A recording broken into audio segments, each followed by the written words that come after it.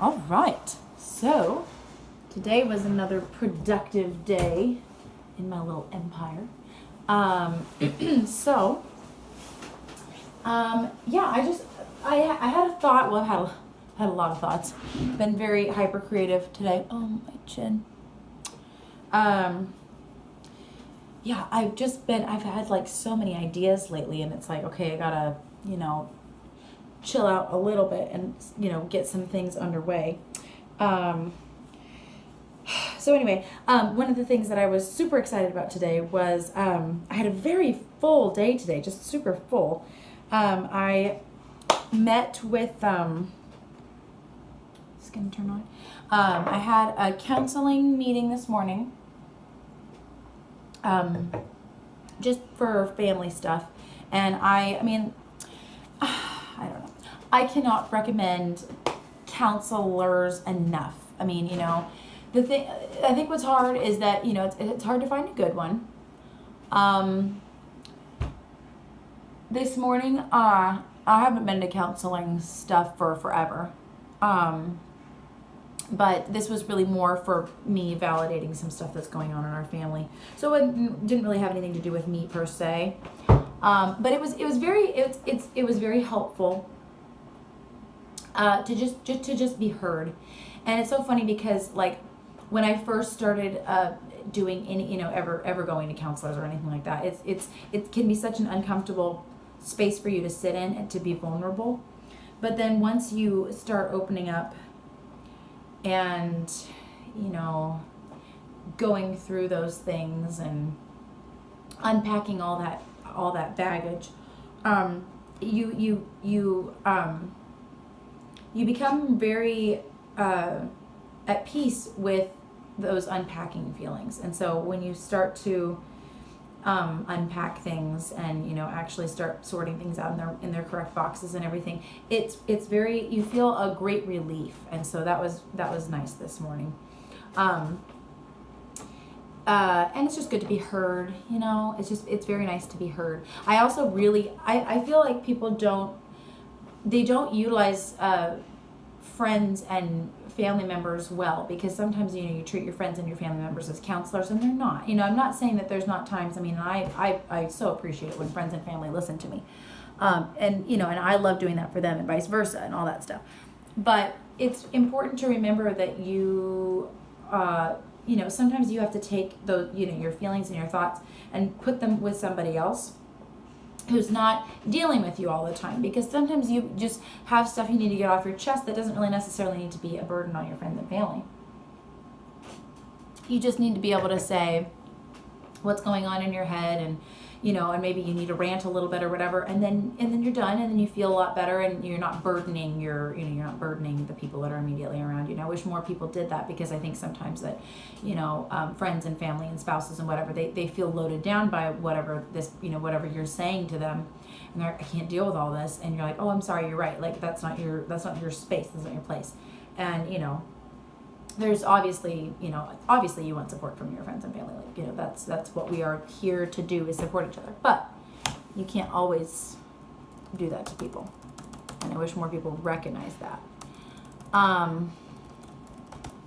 So what did I do today? Well, one of the things that I was thinking about was I am a lot more creative when I'm being productive.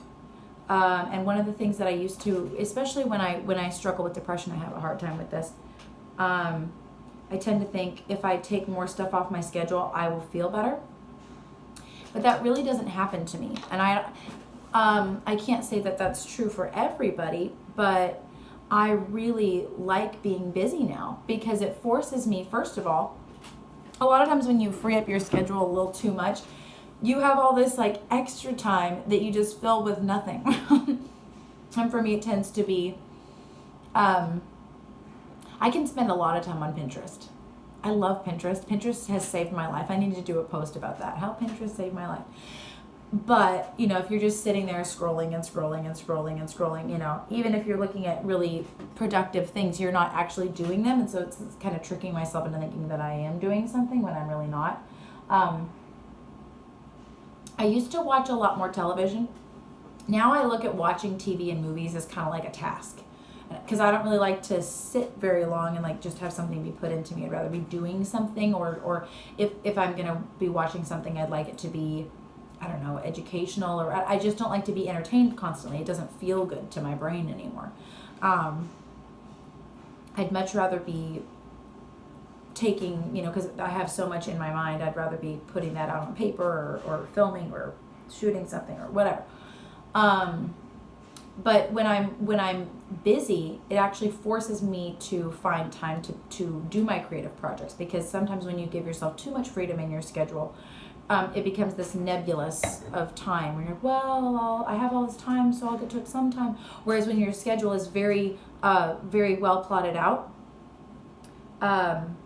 it makes it so you're like, okay, I only have Mondays from 3 to 4 to work on this, so I have to do it at that slot, and there's no excuses for me because I really want to get that done. That may not work well for everybody, but that's just what's worked well for me. The other thing that I found really helpful, which I was so appreciative of today, was I taught my a weight loss class this morning, and then I did, hey, who's home? Is that Bosie? Bose, are you home? He can't hear me. He's got his headphones in.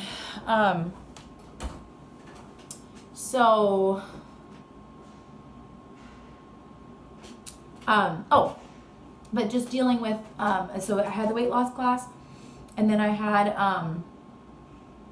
a private dance lesson, and then I went to the high school, and then I had a lesson with someone who is, not really a lesson, it's more like a therapy session. He's got cerebral palsy, and we became friends probably like 2 years ago, and I helped him a little bit before, and then now I have more time to do that. And I just love being able to help people and give something away, and I love all the people that I'm able to interact with, and I've been thinking about it, and I'm like, wow, my circle of influence has grown quite a bit, and so I'm probably in charge of, it's got to be up in the hundreds now of people, which is like, that's insane, and that's very, it's very weighty, to be interacting with so many people. And that's also, I think, that one of the reasons why I really don't feel like the great need to socialize all that much, because in my work, I socialize a lot. I socialize all the time. So, and these are people who are, on the same path as I am, just being healthy, being productive, all those things. And I love that, and I love being strengthened by their presence, and I hope it's vice versa, and I always feel very honored when people come to me to learn how to dance or learn how to move or anything like that. And then when I am with my students, and even today, like in the weight loss class, wherever you go, you can either be helping or you can be hurting. And neutral ground is very, very slight. I mean, I don't know if there really is a way to be completely neutral in your interactions with other human beings. Like you're either being helpful or you're not. If you ignore somebody and you're just kind of in your own bubble, that can even be a negative thing, If you have warm, inviting energy around to the people around you, you help heal that space wherever you are, Every interaction you have is a choice, or is a chance to help heal or to hurt. And so, I want to be someone who heals wherever I go, if at all possible. So I played music today in the weight loss class beforehand. Just some really gentle stuff that someone gave to me, and so that just kind of helped set the mood, and that was great. And then I had my dance class, and again, just finding music that ministers to the soul, to something that is doesn't always have to be gentle, but just playing good things. And then it was funny because in one of the dance lessons, she really likes like Latin type stuff. I gotta find some independent stuff because I had to play some like Justin Bieber, and I thought I was gonna die. Anything that's like mainstream, I just rebel against it so much now. It's funny, I listened to a full a full year, I listened to nothing but EDM on the radio because it was like something I had to do. I don't know, it was weird. But it helped me get rid of all judgments towards people who listen to that kind of music.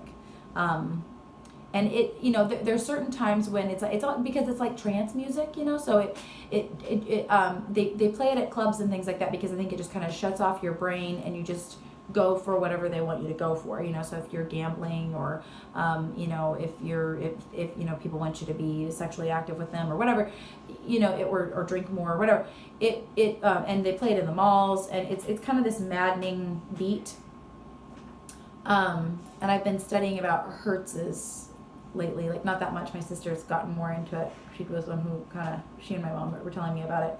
But, there's certain frequencies of music that is actually agitating. And so I think sometimes they play these agitating sounds all around us so that we're constantly in this, like there's no peace. There's no, it's just like anxiety. And then we're trying to do things to fill that space. So we buy things or whatnot, instead of just coming to a place of rest. And sometimes I think we think of rest as silly or cowardly or whatever, but those places of rest, that's what we are trying to achieve, and also excitement too. There's the times for the roller coasters and the the water balloon fights and the laser tag tournaments and time for the kisses and the and all the fun exciting stuff. And then there's the times where, it's like the after one of my favorite things to do is to have water fights, like, in the summer. So it's like after the water balloon fight, everybody's exhausted and you're like laying there in the grass and everybody's just like, you've got a smile on your face and you're soaked and the sun is like warming your clothes and, you're like deliciously wet, but like getting dry at the same time. And everybody's just kind of like, and then you go and have a treat or whatever. And it's that feeling. That's the feeling that you want to go for. Like, yes, have the exciting time and then have the peaceful time, so there's not this like high and then this abrupt crash. You want to find things that are like a roller coaster, like a good roller coaster. You wouldn't like it if someone like threw you up on a roller coaster and then, was like, oh, by the way, there's no safe drop off. You're just going to fall and crash, You don't want to do that. So I don't know where I was going with all this. Oh, anyway. So just my day was very full. It was very productive. And one of the other things I've been really thinking about is just being better with my finances. And I was thinking about this because of being creative. And my train of thought does go in some kind of order. But being small and slow and careful has never been a strong suit of mine. I'm very... I think that just goes along with artistic personalities, it's big or it's nothing, and it's all or nothing. But learning how to be scientific and to be small and slow and careful, to observe, to, interact with the world in a meaningful way, to learn how to heal other people, to heal yourself first and then to heal other people, and I would even say you can't so much heal other people. It's not like you're some divine person who's going to come down and, it's really healing yourself and then helping other people discover how to heal themselves as well. And, but there's so many ways that you can help people heal, healing touches, healing words, healing, creating a space where, things feel healing. For me, that's my room. My room is my sacred space, and I sound like such a little old Indian woman. I don't care. But my room is wonderful. Like I walk in and I have I have like an air filter that has like white noise, and I love that. I'm a white noise freak. I love having like certain things out to remind me to be creative, I like having it be tidy because then it makes me feel like I can sit down and just do a project and be productive. So, and then for me with my finances right now, I have like certain goals of things that I want to do. So there's, certain amounts of money that I want to have saved. There's certain investments that I want to make. And so just being small and slow and careful. And then the main thought that I had at the end of the day was tackle the things that you hate the most. Because everybody has a certain thing, whatever that is, that they really, really hate to do. For me, I would say it is doing anything that's like small, tedious, continuous and is not, well, yeah, I don't like monotonous things. That's kind of what I was saying. But being disciplined, I guess, having self-control is difficult for me. So, and I've learned it in certain areas, but we tend to think that, we will be happy if we don't have any responsibility, or if we just do only the things that we like and nothing that we don't like. But that becomes like eating cotton candy, or like eating too much dessert, At some point, your soul craves something hard to do, because we were created to do hard things. We weren't just created to, live on bubbles and cotton candy and fruity stuff. We need meat, we need dirt, we need blood, we need, hard things.